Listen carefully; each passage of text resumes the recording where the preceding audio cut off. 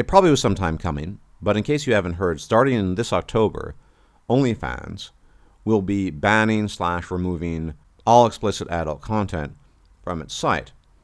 And from that point onwards, there will be no more explicit adult content on the site. Now, it's not entirely clear what is quote-unquote adult content, because they also claim at the same time that tasteful nudes might still be permitted, but by and large, the thing that made the site as popular as it's become, particularly in light of the pestilence and what has happened in the last 2 years, is going to be removed. It's gone. Why did this happen? Well, it's pretty simple. Banks and payment processors didn't want to be associated with the adult material anymore. And one thing we also need to make note of here is that there are many forces at work in the world, particularly in the world of civilization and society. And a person would be correct in citing culture as a powerful force that moves and shapes things and pushes things in a certain direction. But ultimately, in my view, financial institutions can be just as powerful, if not more so. And this is a very clear-cut case of that, because institutions such as MasterCard, Visa, and various banks are saying, look, you can continue your business, but we don't want this adult material. And if OnlyFans wants to continue its existence as a business entity, it has to comply. And so what are they going to do? They're going to remove the adult content from the site. Now, this is a really big deal, because as we probably all know, that's basically what OnlyFans is known for. That is their business model. Quote-unquote, you-know-what work, as it's referred to these days. And much, if not virtually all, of the important content, if you want to regard it as important, on OnlyFans is adult in nature. But that wasn't always the case. OnlyFans, believe it or not, started off in a similar fashion to Patreon. Basically a service where you could have an exchange of content with patrons, etc., etc. And many of you might not know this, but back in the day, when Patreon first got started, they were also very open to any sort of content, meaning there were a lot of people on Patreon back in the day who would upload adult content. And over time, payment processors complained as well, and Patreon, quote-unquote, cleaned up their act. And OnlyFans initially was in a similar spot, which is to say, yes, they originally were open to everyone, but people took advantage of certain opportunities offered there, and they became primarily known for their explicit content. And many people, above all women, did quite well. Then came the Great Pestilence, with people locked indoors, and OnlyFans blew up even more. And consequently, the people there, the quote-unquote workers, were making even more money. People quit their jobs permanently to get on OnlyFans to make bank by doing explicit material for the sake of their quote-unquote fans. And now, that key factor that made OnlyFans as big and as popular as it was is gone. Now, we should be clear about one thing. OnlyFans was not the only website out there, is not the only website out there to offer these sorts of services. There are other things such as Chatterbait. But I think one of the important things that went into the OnlyFans formula was the quote-unquote air of decency. Everyone knew and knows what OnlyFans is about, on the one hand, but on the other hand, it's not explicitly the case that that's the kind of content they're hosting. As I said, not everything on OnlyFans is explicit and adult in nature, just the vast, vast majority of it. And it started out as something for everyone, for cooks and artists and all sorts of people. They take a 20% cut, the creators get the rest of it. Whereas something such as Chatterbait, well, let's just look at the name. It's an interesting portmanteau, as we call it, a word composed of two different elements. And everyone can imagine what it's about. It's explicit.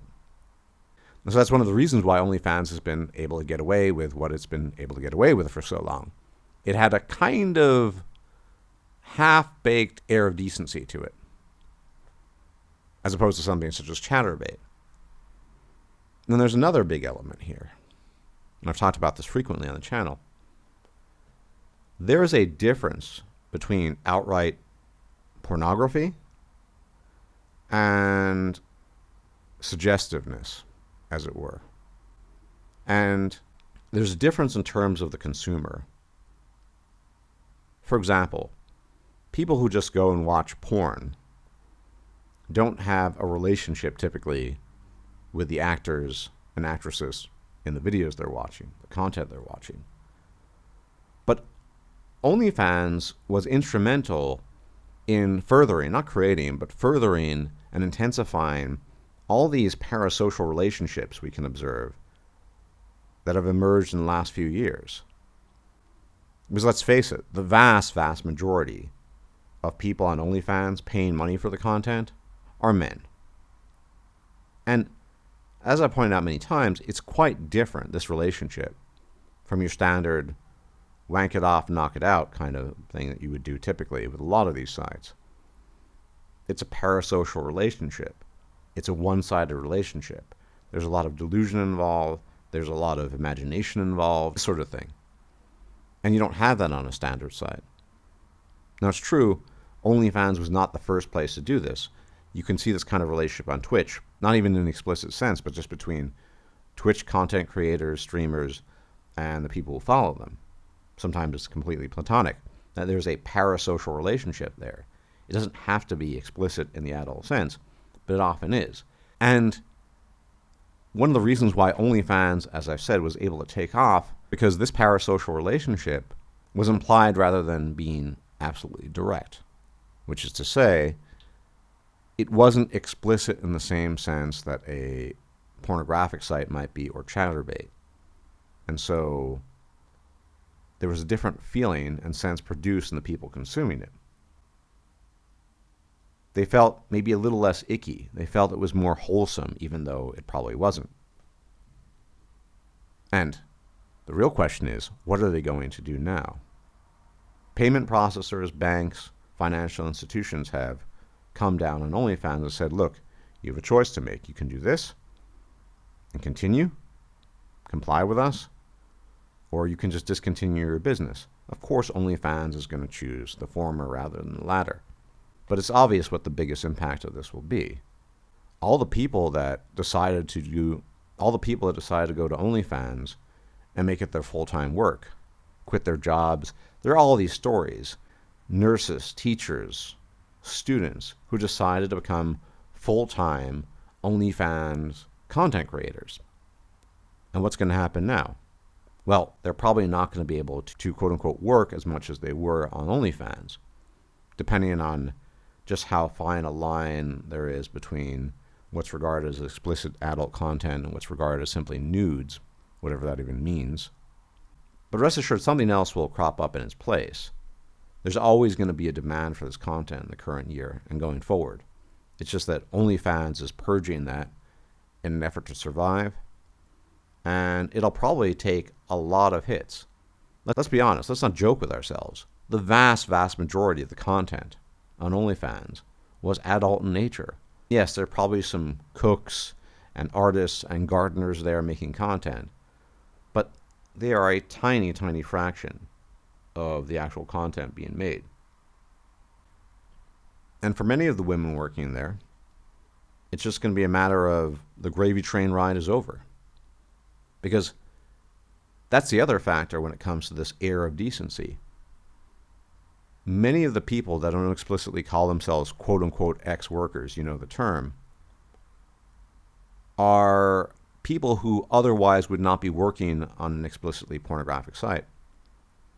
Because that's not, in air quotes, decent. And so these people are not going to go over to ChatterBait or other places. They're just going to quit and give it up and lose a lot of money. And that was the real draw for everyone.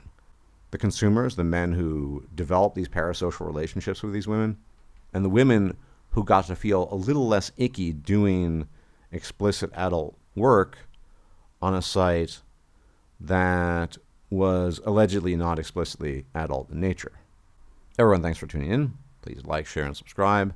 Hit the bell icon to be informed of forthcoming videos. If I'm still alive, I'll check you out later. May the gods watch over you. Bye-bye.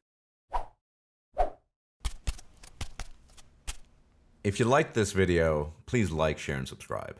And if you enjoy my content, please consider making a donation or becoming a patron. Thanks for watching.